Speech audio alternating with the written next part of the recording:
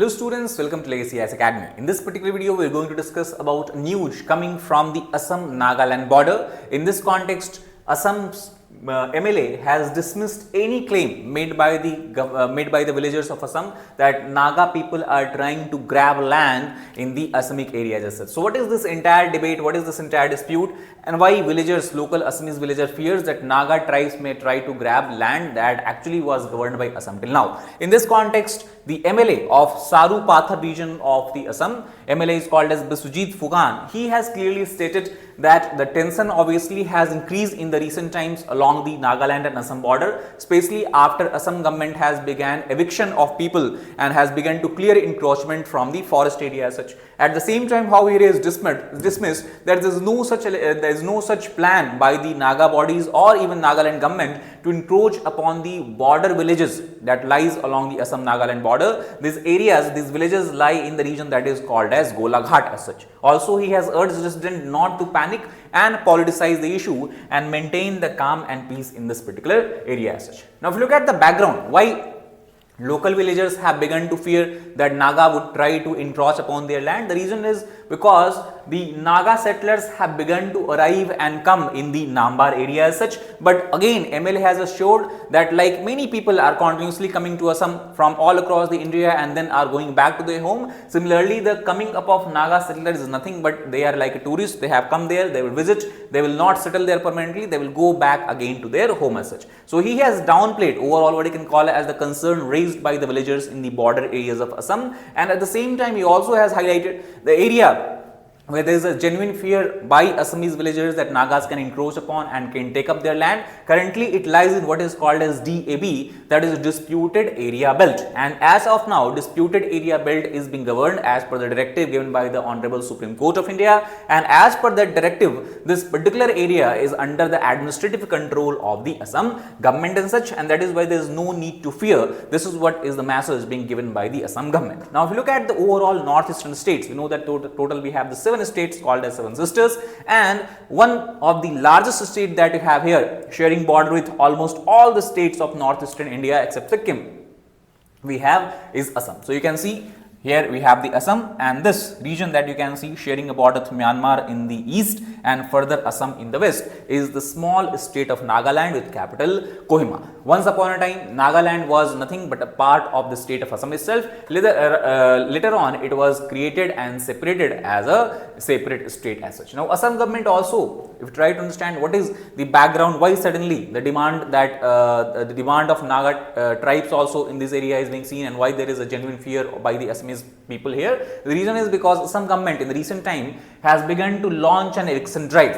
and in this particular eviction drive they have cleared almost 11,000 bighas of encroached forest. Bigha is basically area, the measurement of area. So 11,000 bighas of encroached forest land in the Golaghat district of Assam has been cleared. Now, who has cleared this land? The answer is it is the Assam government. And which area has been cleared? So it is the forest reserve. Basically, it is called as Rengma Forest Reserve, which shares a boundary with Nagaland, and this is the area where Assam has focused its eviction drive on. And as a result of this eviction drive, because Assamese government believe that many of the settlers here are nothing but illegal migrants, they are illegal refugees, they do not have proper document, but they have settled in this area because it is forest area. There has been a misgovernance or lack of governance in this particular area, and as a result of this eviction drive, some 15,000 people, again mostly migrant Muslims who are living in these areas have been asked to go away. They have been deported, they also have been arrested as such. So this much area has been cleared. And also, if you try to understand why these people are living in the forest area, so Assamese government has claimed that they have cleared the forest, they have cut down the trees in this forest,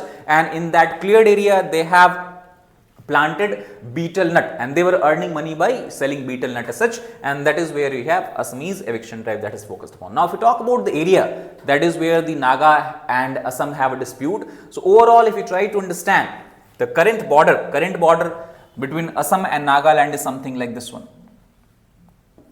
If you look at this one, so this is the current border between Assam and Nagaland as such, but the NSCN, that is the Nationalist Socialist Council of Nagaland, which is one of the most vociferous organization, insurgent organization we can say, coming from Naga areas, which has been putting the demand for a larger Naga territory. They says that this red line, that is where the railway line is passing through, should be the actual border between Nagaland and Assam. That means you can try to understand current border is this one, and the demand by NSCNs to have this particular border. So this entire area that you see shaded in blue is what you can call as disputed border area between Assam and Nagaland as such, and it is in this area you have one district. This one you can see from here is called as Golaghat district, and it is in this region is where the current dispute is actually going on. Now this dispute is not new, it has been there since before the independence of India, during the British time itself, and to raise this dispute and to understand the seriousness of dispute, we have to look at the several violent attacks that has been carried out by the insurgent groups in this area. For example, Mera Pani, you have Vuriam Ghat, that is where eviction drive is going on, you have Ron Suan, you have Chungazan. So these areas are where majority of what you can call as attacks have been carried out by the Naga groups, Naga members in the past as well. Now before moving further and understanding details about this entire dispute, I would want to bring your attention to the fact that at Legacy IAS Academy, we are going to soon launch batches for the UPSC aspirant. Batches are going to commence on 9th and 11th of August. These are going to be both weekday and weekend batches. Now, as we know that UPSC focus upon having a comprehensive understanding for the aspirants over all the papers that you have, right from essay to GS1 to GS4, as well as optional. So that is what we focus here in our classroom program. We ensure to have a comprehensive coverage of all the GS papers and the optional papers as well. We have one-to-one mentorship and the doubt solving sessions. We believe that students, rather than just being a mute learner or mute spectators of whatever is being taught in class, they need to have a genuine doubt and have a proper discussion, and to ensure that we have a regular interaction session with the faculties both inside and outside of the class, and to ensure that within classroom you have a adequate pupil-teacher ratio. We have a strict policy of maximum 40 students per batch. We also believe that the preparation of UPSC should be done in an integrated manner right from the start, and to ensure that students can tackle any question in mains examination also with full confidence, we have a daily mains answer writing practice session as well. Now obviously evaluation and the feedback becomes quite important so that the students can understand their strength, weaknesses, and based on that they can further streamline the preparation, and that is why with that objective we also have test series for both prelims and mains examination, and we also focus a 360-degree coverage of current affairs as well. You can download our Legacy IAS app from the App Store as well, which will lend help or supporting hand to you in your preparation for UPSC. And if you want to know more detail about our programs, features and all, you can give a call at the number being displayed here, or I can click the link in the description box of this particular video. Now coming back to this particular topic, as I told you that a region at the border regions between Nagaland and Assam is what is referred as disputed area belt. So officially this disputed area belt is a forest area, and this forest area, which is also called as reserve forest, is linked to the British inner line. This entire area came into existence on the official document during the British time itself, because Britishers wanted this region to act as a buffer zone so they can protect the people in the plain areas of Assam, the people who have been involved in agricultural activity, against the raids of the Naga tribes in those times as such. And this has continued even after independence. However, practically if you look at the area which on official document is referred as forest reserve, to a large extent it has been converted into an agricultural zone, agricultural region as such. So theoretically it is forest, but practically we have to understand it is agricultural area where a lot of plantations and agriculture is carried out. Also at the same time we have to understand that no community has been given land rights or patta rights in this particular area. This is a region that is completely administrated and under the control of the government itself. But practically again, if you look in this area, there has been reported cases of encroachment, and we have seen settlements, as we have seen there, that is where eviction drive is focused upon. We have seen unofficial settlements developing largely due to the influx of migrants and refugees from the neighboring states of Bangladesh and Myanmar as such. Once these encroached lands were on the edges, but now are at the center of border dispute, because again if you try to understand, as long as these area was a forested areas, as long as the settlers and encroachers were coming and living in these areas,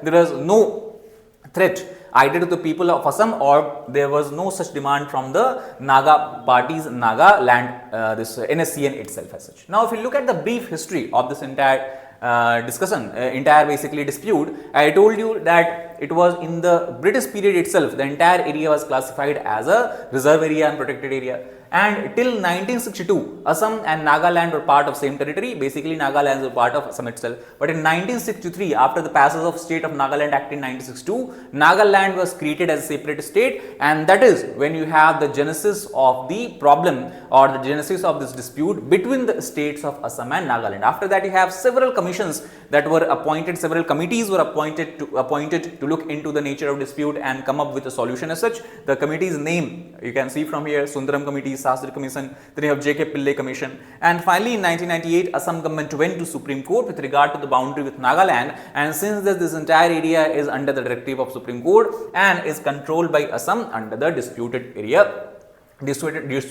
border area is mandate as such. Now, as far as the plan of Assam is concerned, since Assam has carried out eviction drive from here, and the entire area where people used to live, people has encroached land, they have been completely evicted. So Assam government now states under the leadership of Himanta Biswa Sarma, who is the Chief Minister of Assam right now, that once this entire eviction process is completed, the entire area will again be brought under the forest, and it will be ensured that area is secured from any other kind of encroachment and even any other kind of settlers as such. So after clearing the encroachment, the forest will be restored and properly fenced. There will be no scope for future encroachment. This is a clear message that was given by the Assam government when Himanta Biswa Sarma has visited this particular area as such. On the other hand, locally, if you try to talk about the people of Assam who are living along these areas, the villagers of Assam who are living along this area, they have said and they have asked, demanded that there should be immediate deployment of Assam security forces, because they believe that from the neighboring Naga state, from the neighboring Nagaland state, there can be a possible attempt on retaliation and encroachment across the border.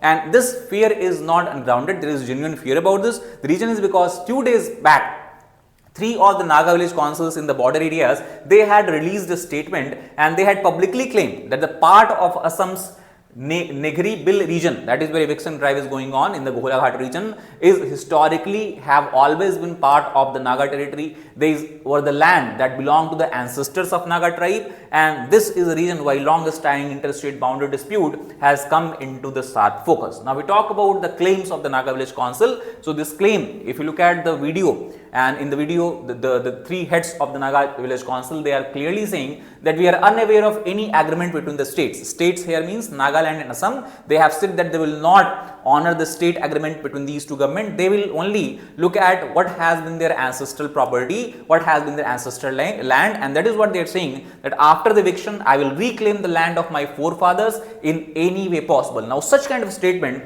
has created a panic and fear among the resident of Assam, and that is how we can understand the demand for the security forces to be deployed in this particular area.